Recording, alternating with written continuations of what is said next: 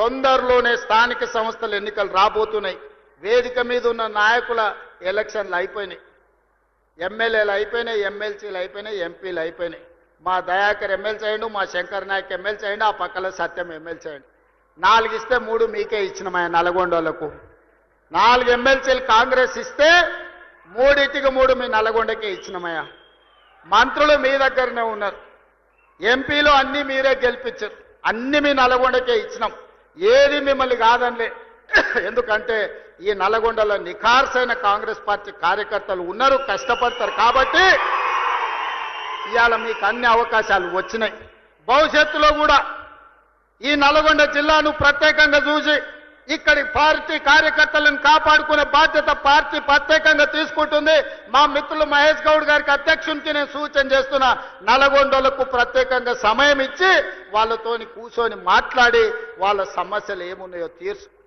వాళ్ళకి జర ఆవేశం ఎక్కువ కానీ వాళ్ళు షెడ్యూల్ కాదు, జర కోపం వస్తే దాచుకునే తత్వం నల్గొండ జిల్లాకు లేదు. అందుకే ఈ కార్యకర్తలు గట్టిగా కోపంగా మాట్లాడతారు కానీ వివరించి చెప్తే అన్ని వింటారు. నాకు ఆ నమ్మకం విశ్వాసం ఉంది. చిన్న చిన్న ఏమన్నా ఉంటే మనం అన్ని కూడా సర్దిద్దుకొని రాబోయే స్థానిక సంస్థలల్లో ఒక్క గంజాయి మొక్క కూడా మొలవనియొద్దు. ఎందుకంటే మీరు అనుకుంటే ఈ జిల్లాల బీఆర్ఎస్ అనేది ఉండదు, నేల మట్టం తూడ్చేసే శక్తి మీకున్నది. అందుకే మిత్రులారా ఇవాళ ఇది ఒక మంచి కార్యక్రమం. ఇక్కడ ఉండే మా అక్కల్ని మా చెల్లెళ్ళని నేను అడుగుతున్నా, ఇంటికి వెళ్ళండి, ఇంటి ఆయనతో మాట్లాడండి, చెప్తే ఇంటే సరే సరే, లేకపోతే ఆయనకు చెప్పకరి. ఎందుకంటే ఆయన అప్పుడప్పుడు అక్కడిక్కడ చూస్తాడు. సన్నబియ్యం ఇచ్చినమా లేదా ఆలోచన చేయండి, రేషన్ కార్డు వచ్చిందా లేదా ఆలోచన చేయండి, రైతు రుణమాఫీ జరిగిందా లేదా మీరు చూసుకోండి, ఇందిరమ్మ ఇల్లు కట్టుకుంటురా లేదా మీరు ఆలోచన చేయండి, రైతు భరోసా వచ్చిందా లేదా మీరు చూసుకోండి, గ్రామానికి మంచినీళ్ళు వచ్చినాయా లేదా మీరు చూసుకోండి, మీ అన్న మీ సోదరుడు మీ తమ్ముడు మీ రేవంత్ అన్న ఎప్పుడు వచ్చినా మిమ్మల్ని కలుస్తున్నాడా లేదా చూడండి. ఆ ఏళ్ళ ముఖ్యమంత్రి ఎట్లుండే, ఇవాళ మీ అన్ననో మీ తమ్ముడో ఎట్లున్నాడో ఒక్కసారి ఆలోచన చెయ్యండి. అందుకే ఇవాళ ఎవరు ఎట్లున్నా 10 ఏళ్ళు మనం ఉంటాం. నేను ఈ వేదిక మీద నుంచి ఒక్క మాట స్పష్టంగా చెప్పదలుచుకున్నా, ఆశపడుతున్న వాళ్ళకు ఒంటె పెదాలంట ఊగులాడుకుంటూ ఉంటాయి, కింద నక్క కూర్చొని ఎదురు చూస్తుందంట ఒంటె పదాలు రాళ్ళు పడితే ఎత్తుకొని ఉరుకుదామని. ఇవాళ బీఆర్ఎస్ వాళ్ళు కూడా గట్లనే ఇంకొస్తుంది మాకు అధికారం అని వాళ్ళు ఆలోచన చేస్తారు. 94 నుంచి 2004 2 సార్లు టీడీపీ అధికారంలో ఉంది. 2004 నుంచి 2014 వరకు 2 సార్లు కాంగ్రెస్ పార్టీ వైఎస్ రాజశేఖర రెడ్డి నాయకత్వంలో అధికారంలో ఉంది. 2014 నుంచి 2024 వరకు చంద్రశేఖరరావు అధికారంలో ఉన్నాడు. 2024 నుంచి 2034 వరకు కాంగ్రెస్ పార్టీ కార్యకర్తల అధికారంలో ఉంటారు.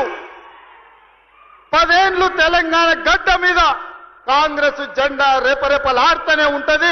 2035కు తెలంగాణ ఆదాయాన్ని $1 ట్రిలియన్ ఎకానమీగా మార్చి ప్రపంచంతోనే పోటీ పడే విధంగా తెలంగాణ రాష్ట్రాన్ని తీర్చిదిద్దుతాం. శాతనైతే మామొస్తాడో అల్లుడొస్తాడో బామార్దొస్తాడో బిడ్డొస్తాడో మొత్తం కట్టగట్టుకొని జాతంతో వస్తుందో రాబో బిడ్డ మా కాంగ్రెస్ పార్టీ కార్యకర్తలు చూసుకుంటారు. మీరందరూ ఒక పక్కన నిలబడండి, మా కాంగ్రెస్ పార్టీ కార్యకర్తలు ఇంకొక పక్కన నిలబడతారు. 10 ఏళ్ళు ఎవడు వచ్చినా ఎవడు ఏడ్చినా ఎవడన్నా పోయి బాయిలో దుంకి సచ్చినా ఇందిరమ్మ రాజ్యమే ఉంటది, రైతు రాజ్యం ఉంటది. వ్యవసాయం దండుగ కాదు, వ్యవసాయాన్ని పండుగ చేసి ప్రతి కాంగ్రెస్ పార్టీ కార్యకర్తను వాళ్ళ జీవితాన్ని ప్రజలకు అంకితం చేసే విధంగా మన పరిపాలన ఉంటుంది. తెలంగాణ మోడల్ ఇవాళ ఎస్సీ ఉపకులాల వర్గీకరణ భారతదేశంలోనే అమలు చేసిన ఏకైక రాష్ట్రం తెలంగాణ రాష్ట్రం. అదేవిధంగా 1931లో బ్రిటిష్ వాళ్ళు కులగణన చేస్తే 100 ఏళ్ల తర్వాత భారతదేశంలో మొట్టమొదటి రాష్ట్రం తెలంగాణ రాష్ట్రం. జనగణనలో కులగణన చేసి దేశానికి ఆదర్శంగా నిలబడి నరేంద్ర మోడీ మెడలు వంచి దేశంలోనే కులగణన చేసే విధంగా ఇవాళ పరిపాలన అందిస్తున్న రాష్ట్రం తెలంగాణ రాష్ట్రం.